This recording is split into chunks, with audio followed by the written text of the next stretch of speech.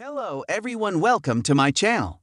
Please subscribe and keep watching for more details. At home, Curtis attempts to stand up from his wheelchair. He is able to fully stand when Stella arrives, spots him and asks how long he's been able to do this. He explains he's been able to take a few steps, but needs practice. Stella wonders why he hasn't told the family. He planned to tell them, just when he was better able to walk. Curtis just doesn't want his family to witness him struggle with baby steps. He wants to be further along. Stella is beyond thrilled and proud of him, and she wants the family to experience this joy too. She informs him that they are all on this journey with him, and to let Portia have some of this joy. Stella reminds him a secret almost ended his marriage before it started, and he needs to ask himself, if he was Portia, wouldn't he want to know? Portia arrives, and Stella makes herself scarce and takes off. Portia has good news and reveals Dante woke up. Curtis agrees that is good news. She remembers when he woke up after being shot, and knows Olivia and Sam are feeling the same way she did. Portia heads to the kitchen to get some cake Stella mentioned before she took off. When Portia returns, she finds Curtis standing by the fireplace and is stunned. He takes a few steps towards her, while leaning on the fireplace for support. When he stumbles, she takes his hands and helps him.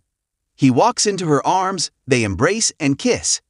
At Crimson, Drew shows up to see Nina, skating by her new assistant Madison, to see what she's up to. She's been pulling Crimson back from the brink as Carly did major damage. Drew says Carly did fine, and there was a bump in circulation as people were interested in seeing what she did. She says he can bring Carly back then and she'll walk. Drew knows she won't. She is a rich spoiled brat who has everything money can buy, except love and this magazine. He says the magazine is his and she wants it.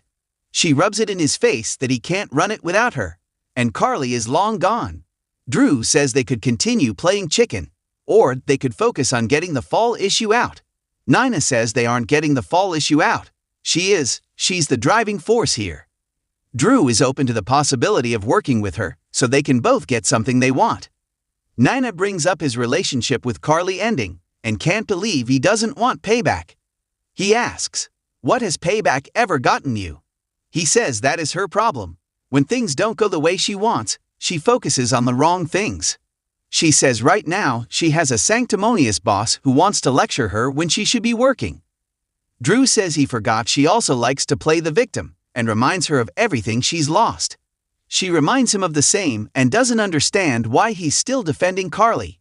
Drew says he's trying to move forward and asks if she hasn't heard that living well is the best revenge. He says Carly never wanted to be the editor, he talked her into it. He doesn't want Carly to suffer, and he wins when he focuses on himself. He says if she could do that, then maybe she could be happy. Nina says she was happy. She had a job, a family, a husband, and now all she has is Crimson, which is all she had to begin with. Drew reminds her she had some responsibility for what happened to her. They argue about her keeping the truth about Sonny from his family and turning him and Carly into the SEC, and he points out how she takes no accountability. Nina screams Carly committed a crime and wasn't held accountable, and now she's the one permanently exiled by everyone she loves. Nina says she might almost believe he is a new, kinder, gentler Drew. However, she thinks the rage he feels still might be in there.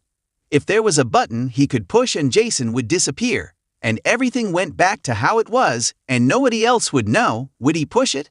They are interrupted by Madison, who says an email for her new wellness piece is waiting for her. She decides to get back to work, and he asks what this new piece is on. She says it's about feeling well. It's a buzzword in the industry of health and fitness right now. He asks her to forward it to him as he'd like to read it. She forwards it, and he says maybe they can work together after all. Drew leaves and she says, stranger things have happened.